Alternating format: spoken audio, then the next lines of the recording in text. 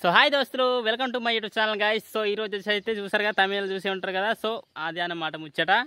So ఇప్పుడు మనకు అది మందు అయితే చాలా మంచిగా పనిచేస్తాయి. అది చాలా మంచిగా పనిచేస్తాయండి. సో అది మందు పేరు అయితే చెప్పరాదనమాట. సో మందు పేరు చెప్తే అయితే అసలు పనికిరాదు. సో కొన్ని మీకు తెలిసే ఉంటుంది, మందులు వాడిన వాళ్ళకైతే తెలుస్తుంటుంది. మీకైతే ఇక తెలియకుండా నాకు ఏం చేయలేను, ఓకేనా.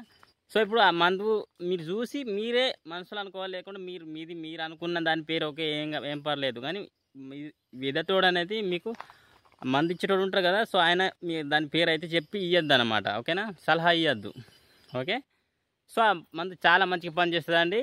ఆ మందు వచ్చేసి ఇప్పుడు ఏటికి పనిచేస్తుంది అంటే, గొర్రెలు ఇట్లా విడివిడిగా పోతాయి కదా. సో ఇప్పుడు మనకు అంగడి పోతాయి, ఒక 10 అడుగులకు ఒక గొర్రె, అక్కడ ఒక గొర్రె, ఇక్కడ ఒక గొర్రె, ఆ విధంగా పోతాయి కదా.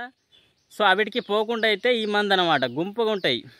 ఇప్పుడు మన తాత ముత్తాతలకి ఇలా అయితే చాలా అదే మనకు అదే తెలుసుకొని ఉంటాం కదా. ఇప్పుడు ఒక్కొక్కరు వాళ్ళ నాన్న ఇట్లుండే, వీళ్ళ నాన్న అట్లుండే, వాళ్ళ నాన్న గొర్రెలను పిలిస్తే వస్తుండే గొర్రెలు అంటారు కదా. సో ఆ విధంగానే ఈ టెక్నిక్ అనమాట. సో అంత ఓవర్ కాకుండా కానీ కొద్దిగా, ఇప్పుడు మనం పిలిస్తేనే గొర్రె రావాలని ఏం లేదు, అవి అట్లేం రావులే. కాకపోతే కుప్ప అవుతాయి గొర్రెలు అనేది, ఇట్లా ఎలుపు పోవు, కుప్ప ఉంటాయి, కొద్దిగా మబ్బు ఉంటాయి, విసర్ధనం ఉంటాయి అన్నమాట. ముందే చెప్తున్నా, వాటిని వాడని లేకుంటే లేదు. కాకపోతే ముట్టిన జరిగాయి అనమాట. ఇప్పుడు గొర్రె ఉంటుందా, సో ఆ గొర్రె ఇట్లా దొబ్బిన జరగది.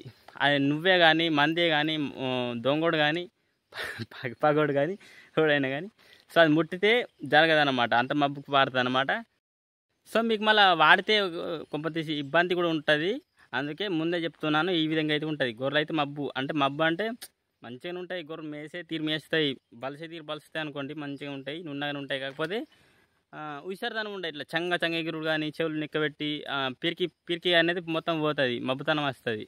అంటే మనుషులు లెక్క ఓడి ముట్టిన ఏం కాదులే, ఓడ కుక్కలు వచ్చినా, తోడేలు వచ్చినా, ఏం వచ్చినా కానీ ఇవి తోట ఏమవుతుందిలే అన్నట్టు మెసలే అనమాట. ఆనే ఉంటాయి పట్టిన, కానీ మనమే చూసుకోవాలి అంతా.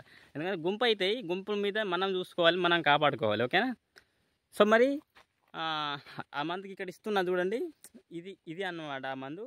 సో ఈ మందు మించిన మందు లేదనమాట, ఓకేనా. సో చాలా మంచి మందు, ఇది మిస్ చేయకండి, ఓకేనా. ఇప్పుడు చాలామంది అలసిపోతుంటారు, కొద్దోళ్ళు పెద్దలు ఉంటారు, ముసలోళ్ళు ఉంటారు, గొర్రెలు కాస్తారు కదా సాధారణంగా. సో అలసిపోతుంటారు, ఒడ్ల పైన కూర్చుంటారు, అలసిపోయి అవేమో ఆగాయి, ఉరుకుతాయి ఎగబడి. అందుకే ఈ మందు గుంపుగా చేస్తుంది అన్నమాట. ఈ మందు తర్వాత చెప్తా, ఓకేనా. సో ఏం లేదండి, ఈ మందు వాడాలంటే ముందు ఒక ఇవి ఒక 1/2 కిలో తీసుకోవాలి. ఇప్పుడు ఇవి ఒక 1/2 కిలో తీసుకోవాలి. 1/2 కిలో తీసుకొని అందులో ఒక 10 నిమ్మకాయలు పారేయాలి. 10. సో 10 నిమ్మకాయలు పారేయద్దు కానీ కొయ్యాలన్నమాట. 10 నిమ్మకాయలు తెంపాలి. తెంపి కోయాలి. కోసి ఒక మనకు పెద్ద చెంబు ఉంటుంది కదా, గిన్నె, కొద్దిగా పెద్ద చెంబులా సో కలిపి అలా వీటి రసం పోయాలి. అవి దంచాలి, అవి కాయలు అనేది దంచి అలా పోయాలి. సో అవి అయినాక మనకు పసుపు ఇంత ముత్తే ఉంటే చాలు, ఒక 5-6 చెంచాలు పట్టుకోండి.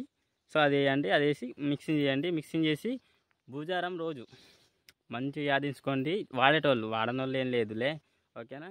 సో భూజారం రోజు మనకు పొద్దుల తానం చేసి మబ్బుల మంచిగా తయారయ్యి బొట్టు పెట్టుకొని కొట్టమ్మగడికి పోయి ఒక కొబ్బరికాయ కొట్టాలి. కొట్టి ఆ కొబ్బరికాయ కొట్టి మళ్ళీ ఆ మందు అనేది గొర్రె మీద చల్లాలి. తినిపించు లేదు, తాగిపించు లేదు, గొర్రె మీద చల్లుడు అంతే. చల్లినాక ఇప్పుడు ఈరోజు భుజారం అనుకోండి, వచ్చే భుజారం వరకు మీ గొర్రెలు స్లో అవుతాయి, మీకే తెలిసిపోతుంది ఏ విధంగా ఉంటుంది ఏం కథ అనేది, ఓకేనా. సో మరి ఇది మన ఇసుంటి మంచి వీడియోల కోసం అయితే మన ఛానల్ సబ్స్క్రైబ్ చేసి లైక్ చేయండి, ఓకేనా.